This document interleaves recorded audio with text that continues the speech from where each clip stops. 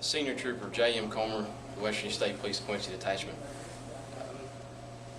On December 13th, approximately, well, shortly after 7 p.m., myself and Corporal Green of Quincy Detachment responded within the 200 block of Glasgow regarding an officer had been shot. Prior to arriving on the scene, we learned that Glasgow PD Officer Steve Smith had been shot in the chest after responding to a burglary in progress. We arrived on scene in conjunction with the Sheriff's Department, assisted with the Sheriff's Department. We secured the area. We had learned that the suspect, Mr. Nickey Don Smith, was still within the residence. After a short period, we had ordered Mr. Smith out of the residence, taking him into custody. Myself, Trooper Barker, assisted with the Kanawha County Sheriff's Department, re-entered the residence for officer safety, which time we secured it, obtained a search warrant, and then with assistance with the Sheriff's Department, began processing the crime scene. Excuse me. After the process of the crime scene, we did recover a sawed-off shotgun that was used to shoot Glasgow PD Officer Steve Smith. Mr. Nickey Don Smith was then transported to South Central Regional Jail on state and federal charges. I guess the number one question, why were they responding to his house in the first place? What happened? Mr. Nickey Smith had called 911 stating that he felt that somebody was breaking into his residence. He requested law enforcement be sent to his residence to check that out, and that was dispatched to Patrolman Smith and Patrolman Root. According to the complaint, Nickey Smith told police he thought that Officer Smith was trying to break into his house, and that's why he shot him. Could we be looking at a case of self-defense here? You know, I don't feel that that's the case. But again, that's for the courts to decipher. We have information from both Officer Smith, officers involved, and the suspect, Nickey Smith. And that case will be presented and it'll be deciphered in court. When the officers got there, did they tell Nickey who they were? I mean, did they identify themselves? The most that I can tell you that their presence was announced, then events led up to Officer Smith being shot. Was he plainclothes when he came to the door responding to the burglary? That is correct. He was displayed his badge and his weapon was in his off-duty attire. So in towns, Glasgow's obviously real small, so even though he was off duty, is that normal, you know, in the small towns for them to respond to? It's not uncommon for any agency to respond out of uniforms. We have special divisions, state police, Kanawha County Sheriff's Department, city police departments. It's not uncommon for an off-duty police officer, or excuse me, a plainclothes police officer to arrive on scene. You know, there's detectives that come around all the time, but you know, the only thing we got is our badge and our gun, and that's what he was wearing, and he was with a uniformed police officer.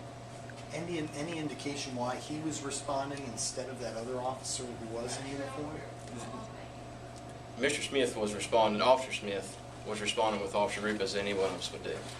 Officer Roop was on duty at the time he was taking the call. Officer Smith was, he was there at the office when the call came in. Why wasn't he wearing a vest? He was off duty. That was just an unexpected, something that is just kind of a freak thing, for lack of better words. So he now works for the Glasgow Police Department, but was a state trooper. Is that correct? That's correct. Okay. Is there any indication that someone had tried to break in Nickey Smith's home when he called about a burglary? None. No, ma'am. No. Any indication he was on controlled substances? No, ma'am. Was he injured?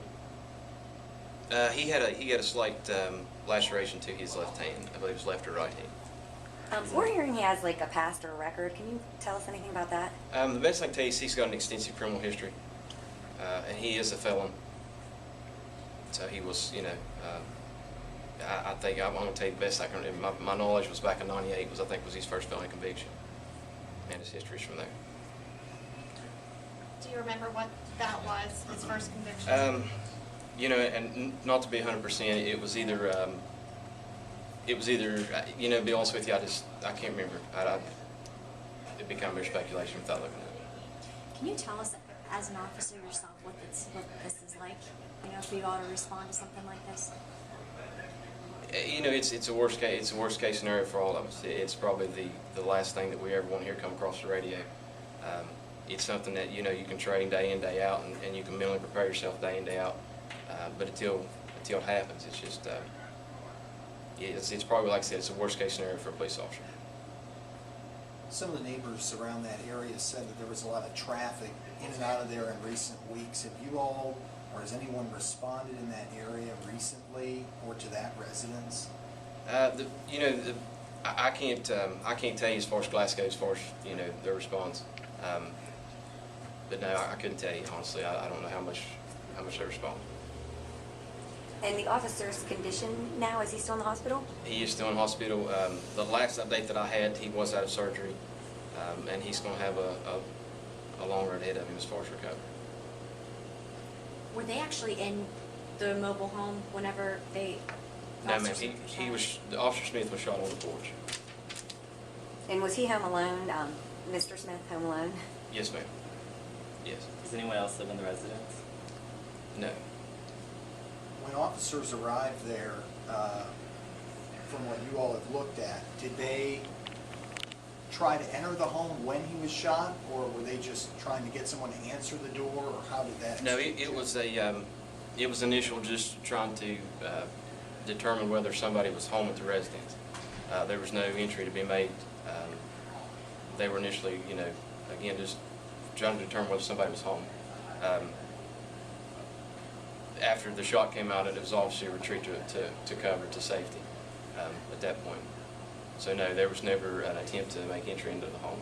But Mr. Smith was the one who actually placed the call for law enforcement to come initially? Yes, sir. Yeah, Nickey Smith had made the call to 911, and he requested that law enforcement be sent to his residence.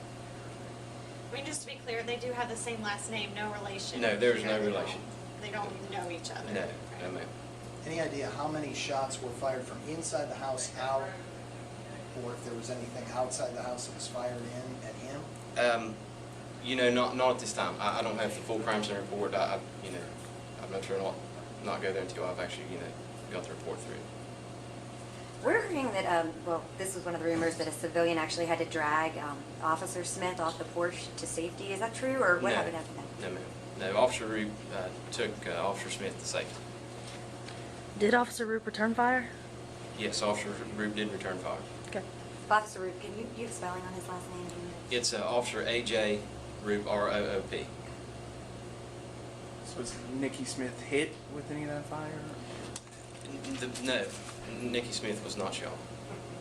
Was it a flash grenade or something that hit his hand that caused that burn or scrapes or whatever?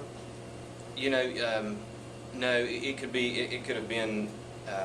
It could have been charged. It could have been from the firing of his weapon. It could have been from anything that he was crawling around the house. How many shots did Nickey Smith fire? It's reported that the neighbors heard up to one shot before the police officer. Again, I don't have the crime scene report to tell you exactly how many shots were fired. Do you know what charges Nickey Smith's facing? He is facing malicious wounding with a state charge, and he'll be charged felon in possession of a firearm. He won't be charged for assault off shotgun? That is the felon in possession of a firearm. Not attempted murder of a police officer? No, as of right now, it'll stand with malicious wounding, and it'll be presented, and then it'll be determination with the, as far as the state goes, it'll be up to the prosecutor to determine what they do with the charges there for.